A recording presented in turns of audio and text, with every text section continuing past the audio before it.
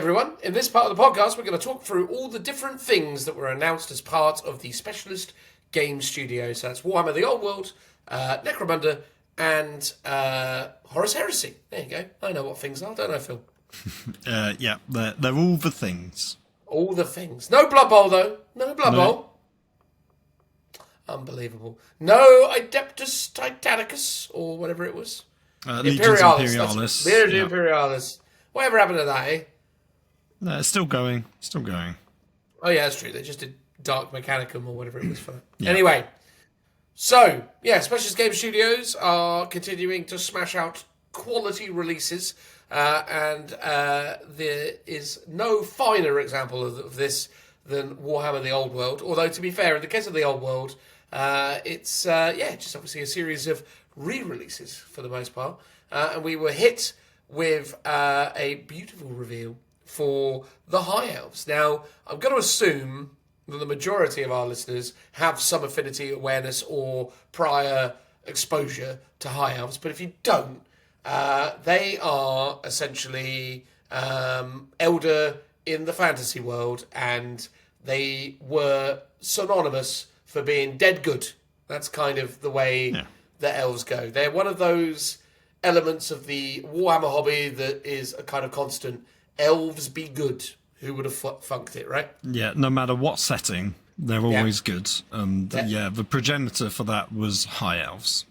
Absolutely. Very pristine, pretty looking, lads and ladies, all in their gleaming white armour, causing no end of mischief. They were consistently a bane in the world of fantasy gameplay. But again, a gorgeous range, and evidently this is personified in this fabulous new army box set that you can gain access to. Again, that to be said, Warhammer the Old World, even though, it's a lot of old miniatures, the value proposition here is actually very, very strong.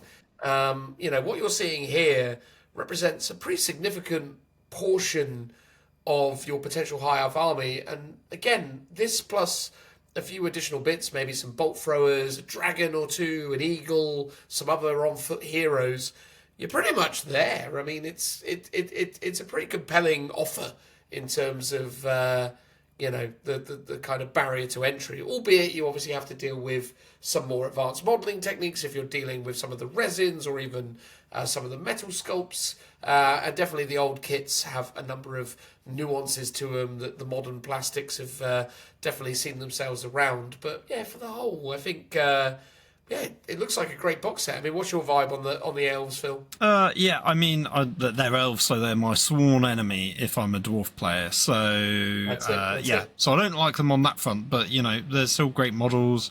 It's great that they're back in the game. I think when Old World first came out, I was very critical of the box price of the launch box. But the actual army boxes, since I've very much gone, well, these actually are really good value for money for the sheer volume of stuff you get in them. Obviously, I think the biggest hurdle is the sheer number of minis you've got to assemble and paint. Yeah. But actually, the upside of that is there's a lot less sort of detail and sort of stuff on those minis, whereas if it was an AOS mini, it's your bog standard guy is going to have pouches, satchels, all sorts of daggers and gubbins on them that you can't just very easily paint, whereas the bog standard models in fantasy, I think, are a lot more streamlined and it would be a lot easier to sort of army paint. For sure. So actually it has got sort of a lot of pros, even though the sheer volume of models does seem like a con. And when you do see them ranked up, I do think that just looks phenomenal. And I don't know if it is just nostalgia, but it just does something to my brain that just goes, well, this looks like an army and this is gorgeous. Whereas AOS and, even 40k, because they're they just feel so much more skirmishy. Whereas fantasy does have that quintessential army feel to it. That the only other thing that really does that is the Legions Imperialis that we just mentioned, because it's the scale and showing the whole scope of the army in a way that the sort of the mainline games just don't do. Yeah, I think there is definitely something to be said for that kind of rank and flank presentation. I think obviously because of so much media showcasing kind of historic, Napoleonic, or even kind of Roman era kind of warfare. You just become very kind of aware of this type of kind of. It's sort of baked into combat. the zeitgeist, I think, of this is how it should be done. This is what real war games are like. Absolutely, it's proper. It's proper. They've got their Arcane Journal. No idea what that is delving into particularly, but it's got a cover. Not the best cover I've ever seen ever, but perfectly serviceable. To be honest with you, I don't really. It's a bit of a miss, that particular cover, but whatever. It's, perfectly noble and elfy in so many ways. No idea what it's really kind of about necessarily and who this kind of central figure is, but Well, she's one of the new characters down below.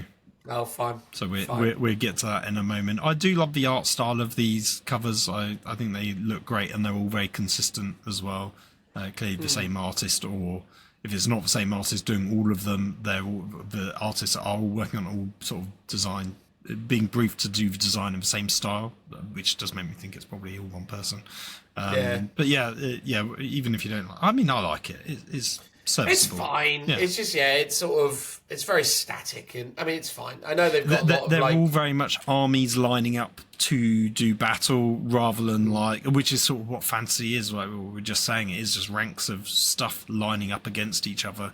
It's less about the individual hero swinging his sword around and stuff like that. So I sort of like the sort of more army focus that these arcade journals are giving you, like from a design point of view.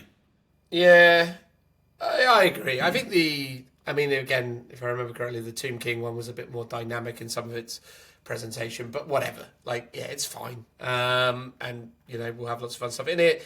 Transfer sheet, which is cool to see. Lots of variety there, so definitely lots of cool ways of representing all the different options there. New hero sculpt with a very noble stance. Looks cool. It's very, again, kind of cartoony and old-timey-wimey, but at the same time works quite well. I think, again, this will definitely fit in to the ranks of your elf infantry and look suitably noble and suitably imposing. So, it's evident that this is a man of some, social stature. He's got a lion dead on his shoulders, so that, probably doesn't hurt. He looks cool. Not really much to add to that other than being like, pretty nice. I mean, what's your vibe on the new hero, the Lord of Horus? Yeah, I wouldn't say he's really doing it for me, and I think some of the new sculpts are actually really good, but I think this, in a way, they are hampered because they have to be designed to work with the older sculpts, so they do have a slightly retro charm to them, so they feel a bit more like heroic scale in comparison to what you'd get in AOS and 40k, where they sort of feel more true scale nowadays. In terms of like the sculpting style. So yeah, this one doesn't particularly do it for me, but I think the next one's much better in terms of its sort of the dynamic pose and just what it looks like. You mean Isha Vass, Sentinel of the Silent Isle? Yeah, she's really cool. Fun fact that I saw on Facebook, because I follow Mark Gibbons, he illustrated this character, I think it was like 10 or 20 years ago. He did the original sketch of it that was in this sort of pose, and they've sort of finally recreated they've created the character based on that, or the model at least. Maybe the character's always existed, I don't know. Typically, I love Mark Gibbons' artwork, so it's difficult for me to say that I'm not overly impressed by the mini, but I think, a lot of that can, obviously, as we've said multiple times, be a product of photography and also a product of kind of the paint job. I think, it's weird that the character has such a kind of gaunt face, like it's so kind of like weirdly skeletal almost. And again, I think that's sort of potentially something they were going for, because she's obviously got this injured eye. Injured eye, and potentially, I suppose, other kind of issues. I mean, maybe she, had a face mold in such a way as that makes sense that maybe her jaw is hanging off in a certain kind of way and all the rest of it, because yeah, like they've really gone for a very kind of deep shadow in the jawline, and I've no idea what the heck is going on with her shoulders. Like, there's a lot of junk going on around those, and I'm not really sure what's happening. I assume that's like the armor that she's wearing, right, and the cloaks. I think in a way, yeah, the silhouette, the angle of the photo doesn't do it necessarily justice, because the spear is sort of covering it's sort of can't see the spear very well because the body's behind it. Whereas when you see it sort of in person, I don't think that will be a problem. It's super dynamic pose for a fantasy mini, actually, because a lot of them are designed to be just standing tall like the last one, because you need to fit it within your unit as a whole. So yeah, it's kind of cool that this one's maybe designed for more of a skirmish unit, or maybe will be standalone and apart from a unit. I don't know, or maybe because the bigger bases she'll fit in fine regardless of the more dynamic pose. Yeah, I think she probably will fit in fine, but I'm not a huge fan of it, but I get that, again, I'm sure if I actually went back and looked at the actual Gibbons artwork, I'd probably be like, oh, I've got a new affinity for her, because I do tend to love his stuff, especially his elf stuff. He does good work on that front. And then beyond that, it's essentially just a selection of miniatures from the olden days that probably don't need to be spoken about in huge levels of detail. The Reavers, the cavalry unit, I mean, looks gorgeous here with this paint job. Really cool, nostalgic old unit brought back to life. Looks great. Can easily see why you'd want to collect and own those. These dragons were pretty cool at the time, but definitely haven't aged as well as some other things. It's intriguing as well, the base size that they are obviously coming on, because that is quite small versus modern kind of dragon bases that we've seen for other old world armies. Again, I understand that there's a certain nostalgia for this stuff, and this was the miniatures of old, and as I say, definitely back in the day it kind of had its place, but yeah, this really shows its age over time. Again, if you're nostalgic for it and you like it, I'm sure you like it still. But for me, it's like I never really got on very well with these particular dragon kits, and yeah, I'm definitely not a convert now. But I don't know. What do you reckon? You got much nostalgia for these old dragons? Yeah, sort of weirdly, much like when we're talking about the Death Rattle skeletons and the horses that were a bit silly looking, but they look like the old skeletons, so I have an affinity for them. These look a bit silly and very old, but at the same time they look quintessentially fantasy, so I kind of like them, even though they are a bit silly. But then it's like, I bloody well love all the Chaos Dwarves and the big silly hats, even though there's the lovely Forge World sculpts. It's like the sort of quintessential sort of 90s vibe era of, like, I think 4th and 5th edition fantasy, I want to say, to me was my era, so this to sort of harken back to that sort of period. Well, this was more... This would have been later, but the style is still, and the painting style still feels like of that time. Fair. Similarly, we've got the kind of eagles, same kind of deal. I mean, you've seen eagles for years and years. It's an old kit, but it definitely has a charm to it.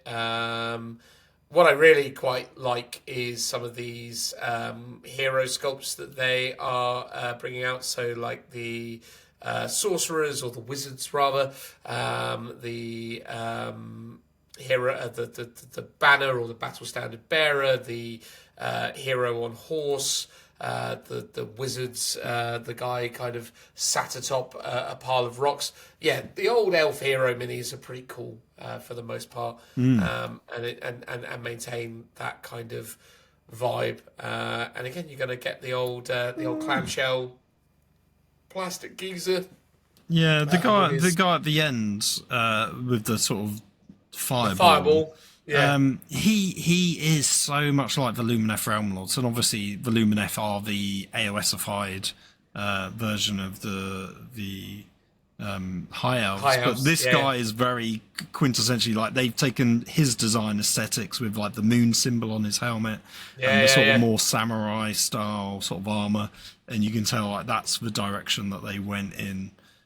with it, more so than like some of the others. So it's Yeah. cool to sort of see and go, oh yeah, they have, taken those little design cues and elements with like the plumes and the moon and so some of those stuff. Yeah, it's really good to see. And Yeah. some of those sculpts hold up better than others, I would say. Yeah. I mean, beyond that, it's just a bunch of old High Elf stuff that if you know High Elves, you know already. It's cool that they're bringing back the Shadow Warriors because those are a really cool kit. Big fan of that. We've got this, Which ones are the Shadow Warriors? They're these skirmishers with the hand weapons and bows. So you can see them. Right, yeah.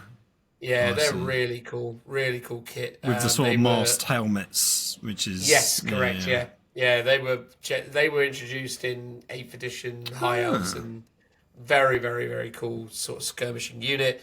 Again, you've got here kind of almost like the Hawk chariots and the repeater bolt throwers. You've got other kind of chariot variants as well. So yeah, I think on the whole, it's pretty universally understood that the High Elves represent a pretty amazing range and are definitely kind of beloved by fans of Warhammer Fantasy. No Prince Tyrion, which is interesting because I love that sculpt, and it was odd that it was absent from this release. Is it because a lot of the time they've not done old characters because they technically weren't around in the setting, but elves live almost forever, so you would have thought he could have been, unless he wasn't just born then, because... Or maybe he just was off somewhere else at that time. Off somewhere else, whatever. and so who knows? Or because you've seen it with some of the dwarf stuff, so... what's his name? The engineer... oh god, it's gone. But the engineer. There was a named engineer that was actually from the original game, and they brought back a younger version of him, and they've only just recently released that in resin, or I think it's on pre-order maybe at the moment. So so some character models might be coming later, and they might be redoing them. So quite often the releases are somewhat staggered.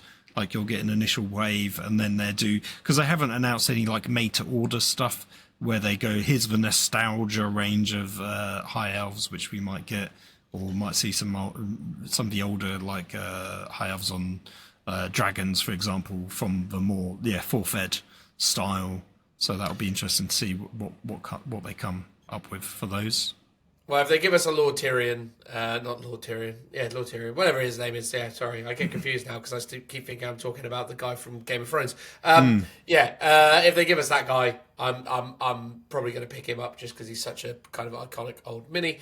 Also, on the topic of Old World, we also had a reveal of the Beastmen kind of shaman models. So this is truly actually a really cool sculpt. I think this Beastman mini and his strange accomplice is almost like Gollum-esque companion is really cool. And again, obviously it's a real shame that Beastmen are leaving AOS, but it feels like they're going to a great place in Old World, and definitely getting a lot of really great love and hopefully support in the Old World range. And I want to see that for the Beastmen, that they find a really good place and are given a lot of kind of love and appreciation in that particular space, because I think they did okay by them in the terms of Age of Sigmar. Like they've got manifestations, they've got a terrain piece, so they're quite fully fleshed out. That was like it though. Like they didn't.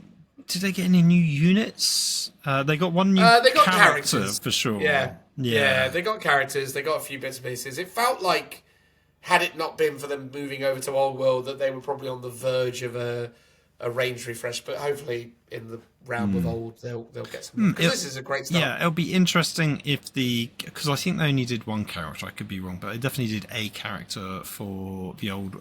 For Age of Sigmar. Be interesting to see if they bring that model over into Fantasy and they just give you a square base for him, or if they'd be like, no, that one's just gone. I think they've already done it. I think they've already moved it over, but maybe not. Maybe, I don't know. But yeah, so it's cool to see the Beastmen. I'm excited that they're on the horizon. And yeah, it's obviously they're stating here in their kind of future planning and kind of upcoming Well, the doc. roadmap. We have the roadmap. Thank you. Obviously, we now have Bretonnians, we have Tomb Kings, we have Orcs and Goblins, we have the Empire, which was a great release and hopefully doing really well for GW right now as they're kind of pushing that one at the moment. Warriors of Chaos, the Dwarves, High Elves, obviously revealed, but no clear indication on when they're going to come, but probably very soon. Beastmen around the corner, as are Wood Elves, and the Wood Elves are a gorgeous range, so it's going to be awesome to see them coming also. And then we have the kind of grayed out faction, which I have actually no idea what it is. Do you know what it is? Yes, but before I reveal that tease from what the internet sleuths have worked out, isn't it amazing that basically within a year of the old world coming out, they would have released all the armies for that faction, unlike 40k, which will be towards the end of the edition where they're all the codex. Admittedly, it's a lot less in terms of its numbers, but actually the rate that they've rattled them out for old world's been actually really impressive. Well, I think the thing is with Old World is technically they released them all at the start. I mean, all the rules for all these factions are in the book. They've already done it. True, but yes, you've got the models have come out to support them, and you've also had the arcane journals, which are more like their codexes, even though they're technically not. Yeah, they're not codexes. They're very, very. They're like additions. They're like supplements for each one. Like they're a very different proposition. Yeah, it's just going to be interesting what the timeline will be on Old World now, though, because if they get to this point where they go, okay, cool, here's all the stuff, are they there? I'm really intrigued what the future of Old World will be, because are they now just going to get these things out and then slowly over time start releasing new things? Because here's the thing I always think, it's like, does everything need to be 40k? Does everything need a 3 month or 3 year, release cycle? Or can Old World just stand as a constant? Now, I acknowledge that a lot of the people who play it will say that really it needs some tweaks because gameplay-wise it's a bit wibbly, shall we say. Sorry, excuse me. But, yeah, it's just one of those things where, yeah, because if it is that, like you asserted, that they're going to have most of their factions out by the end of this year, it becomes one of those things where it's like, well, so what is the future for this and what does it look like? Other than going, here's some new factions. Yeah, I really hope they don't do the 3 year cycle, because the one good thing currently about specialist games is that they're not on that. And if Heresy is on a 3 year cycle, that will really which it is. Bum me out, because I don't want it to be. And it's like... Yeah, because they did it once for Blood Bowl, but they've never really. They've done it in a good way, I think, with Necromunda, and maybe Necromunda players will disagree with me on it. But it's like every few years they've given you a brand new box, and here's the gateway into the game, and they've gone, here's a new setting. So you've gone from the Underhive to the Ash Waste, and now you're going into another hive, and I think that's all good. But they haven't really ever rewritten the rules. Some bits have, not been invalidated, but that's very minor. But it does feel like it's just a lot of stuff to get into. And in a way, I would rather that than having to rebuy my gang book every 3 years, because they're just changing the rules for the sake of rules' sake, or the sake of change sake. So yeah, if you've got ending up with 4 premium game systems, so you've got 40k, Age of Sigmar, Old World, and Heresy, that should be the justification that they all go to a 4 year cycle, which, if they do that, is slightly more manageable, and I think people will prefer that, because you do need that kind of more breathing space for each edition. Personally, I think something like 5 years might be even better.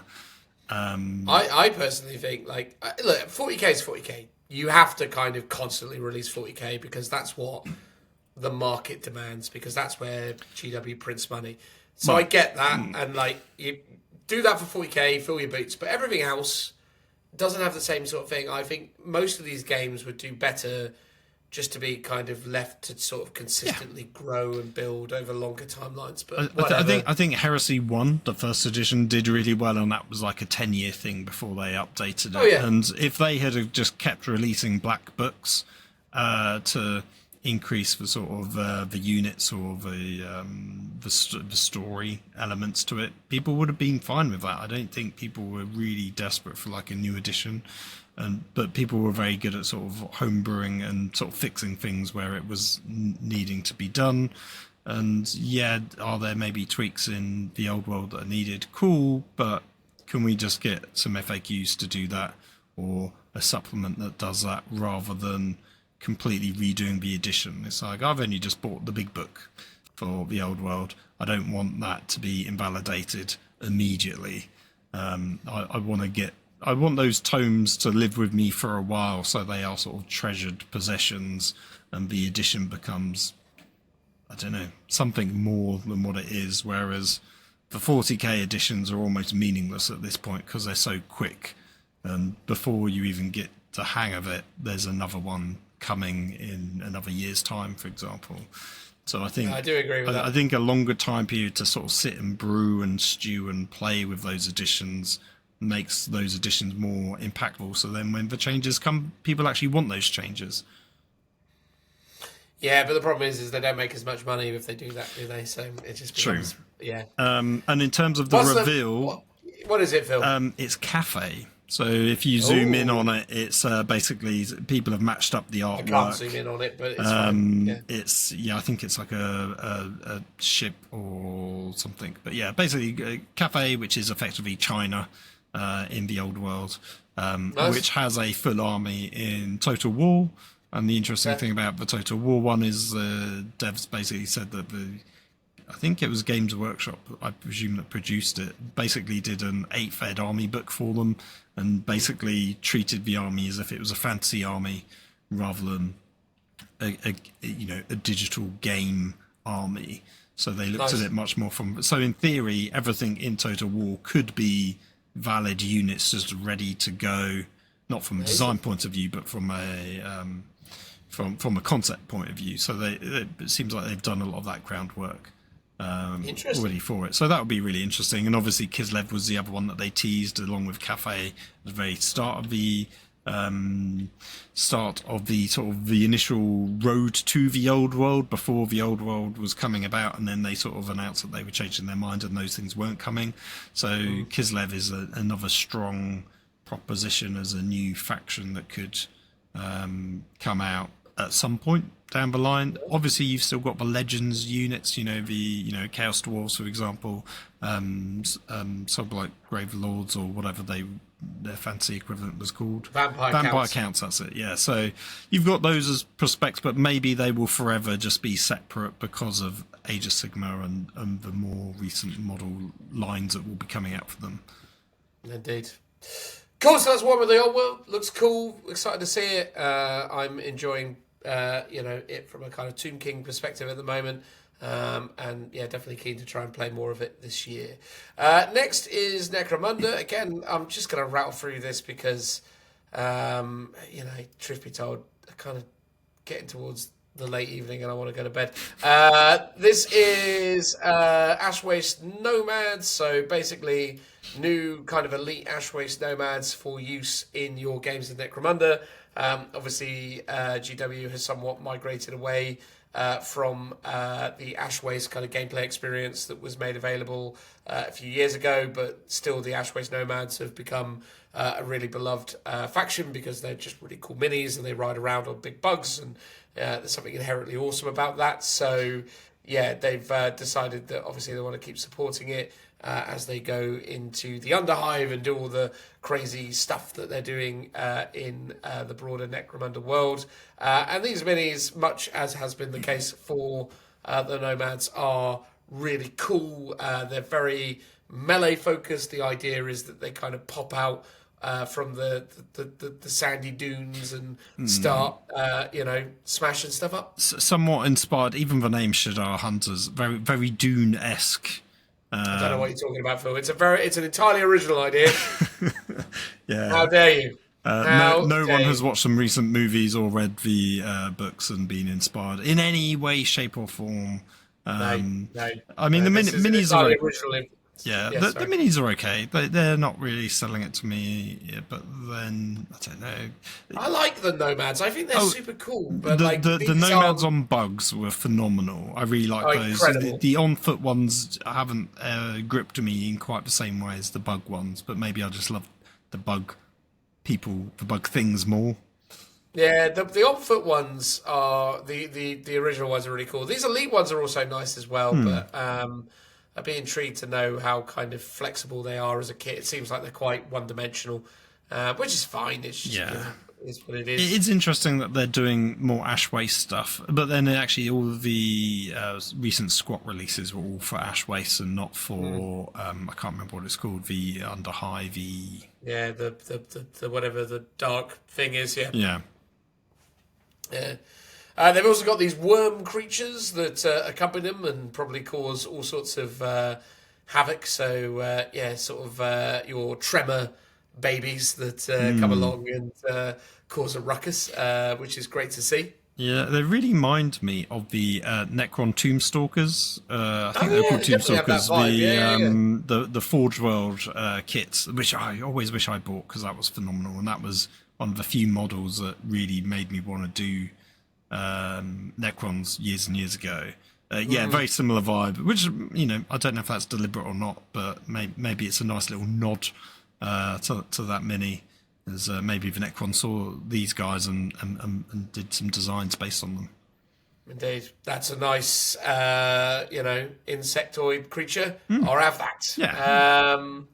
They've also done upgrades for the standard Nomad minis, which is cool. Some of the head sculpts are really nice, and the weapon loadouts are really interesting. I was about to start actually at some point building my own kind of Nomad gang from the contents of the original Ash Waste box, so I might pick this up and spruce them up a bit, which is cool to see. And we also got the Tribes of the Wastelands book, which, according to the people doing this reveal, is told from the perspective of people observing the nomads, which is fun to that was a very cool kind of concept, and I think that's what they sort of used to do for Tyranids in older editions, and then they sort of stopped doing that, and they've just done it more from like a God's Eye point of view, where it's just recounting what they've done.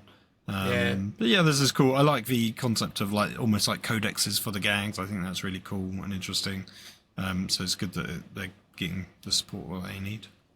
And they are also giving us a new piece of Necromunda terrain in the form of an armoured, whatever the hell those tent things that sit above the surface are. Sort of a little hab block. So this is the Thatos pattern fortified hub module. So yeah, I guess hubs is what the other things were, which were very kind of cool and novel designs. This one looks really cool. I think this mini, or rather this kit, will look phenomenal when complemented by some Sector Mechanicus and other kind of components. I think this screams 40k Bastion. Yeah, this in isolation looks a bit weird, but I think when you start to consider the conversion potential or the kit bashing potential with other ranges of terrain, albeit very expensive terrain, I think you'll really see this come to life. But as it is, it looks a bit, well, it's exceptionally top heavy. Yeah, it's sort of a weird thing in isolation, but whatever. I think, ultimately it's cool to have yet more customization and options for the range of Necromunda terrain. Again, if you are, able to find the time and have the money to spend, there is some exceptional things that you can accomplish with these terrain kits. They are truly limitless in their potential. You just have to have the relative income to be able to justify their extraordinary expense, because Lord knows they're pricey. Yeah, what was funny in the live stream, Nick was saying, oh yeah, they come with a bunch of weapons, but yeah, there's no rules for that in the game, so just do what you want. And it's like, that's unusual, but that's also very, specialist game studio of them to do that sort of thing. Do it yourself. Work out what it is. Work it out. It's a gun. You could shoot it now and again, maybe. Yeah. Yeah, and then they're also giving us more Zone Mortalis stuff, which already exists as far as I'm aware. But Yeah, it was odd in the preview when I saw this because I was like, haven't we had this already? But in the article it says you get 3 boxes of that in one, basically. So it's like a sort of bundle deal. Well, hopefully it's an affordable bundle deal and not something where they're going, yes, it's just that times 3. No. Well, so to be fair, when they did the Legions Imperialis one, I can't remember what the kit. I think it was. Oh yeah, it was the sort of manufactorum stuff with the cranes and the containers. You got, I think, 4 sets. And it was vastly discounted. So if you bought it from a third-party retailer, you got it almost for like the price of 1 or 2 of the boxes you would have got from Games Workshop. You got 4 of the kits, so that was actually really good value for money, which I don't think I bought, sadly, because it was like, it's just a lot of kits. They did look very good. No, look, Necromunda is always the game that I look at and think to myself, why am I not playing it?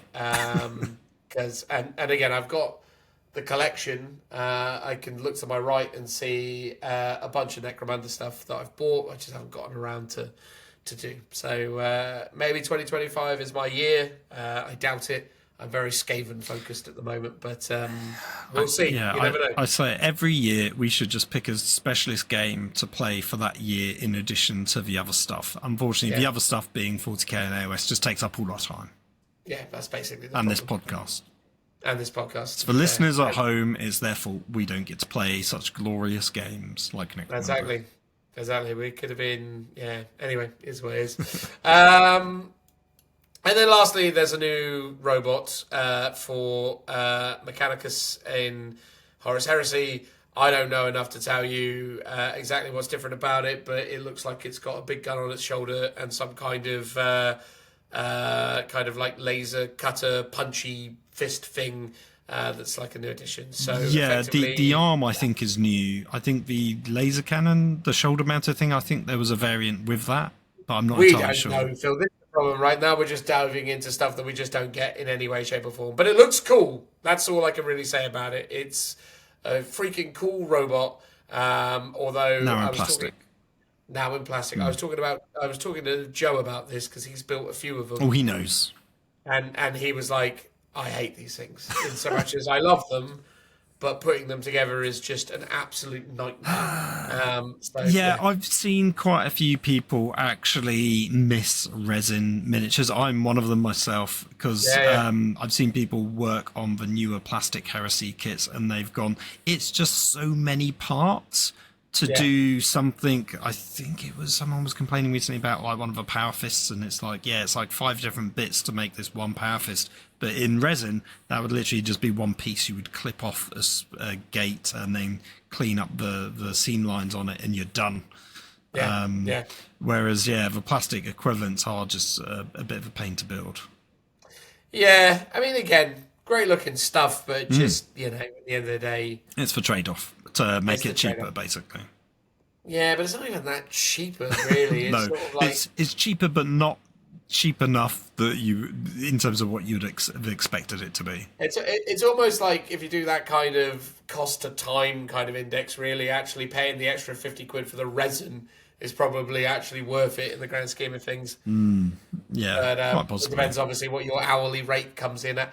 Anyway, there we go. That was the specialist game stuff. Look, Old World continuing to go from strength to strength, looks amazing. Really keen to get more games of it in. Seems super fun. Necromunda, again, strength to strength, looks phenomenal. Great range of minis. Love it. Wish I had more time to play it. And Heresy is just fantastic as well. Not a particularly significant release, given the fact that it's basically just a variant of something that has already been out there. It's kind of like last time where they went, look, it's missiles for a Derodeo. Oh, great. Woo.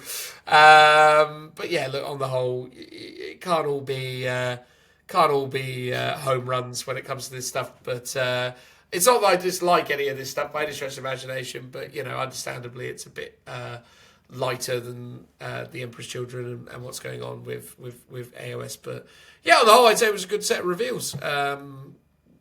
Decent, I would say. Yeah, No, it's all good. Obviously we would always love it if it's a huge range of minis to be shown off, but that can't always be the case. And obviously, I guess in this regard, you got the High Elves being the big chunk of releases, even though a lot of them are old sculpts. But it's like, yeah, it's still good. Decent. Nice. All right, well, that's enough of that. Transitional noise. Warr!